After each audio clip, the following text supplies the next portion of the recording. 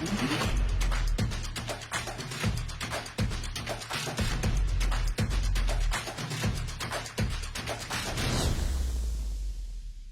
day to all. It is my great pleasure to greet all the distinguished alumni of the Philippine Air Force College of Aeronautics, especially Batch 89, as you celebrate your 35th anniversary reunion. Throughout your careers, you have exemplified the virtues of honor, courage, and loyalty. These qualities not only define great servicemen and women, but also great Filipinos.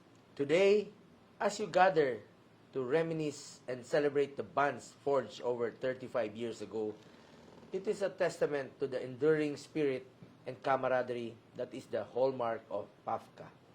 Congratulations once again on this milestone reunion. Enjoy your celebration and may you have many more years of brotherhood and success. Nandito lang po inyong Senator Kuya Bongo na handang magserbisyo po sa inyong lahat sa abot ng aking makakaya. Mabuhay kayong lahat. Maraming salamat po.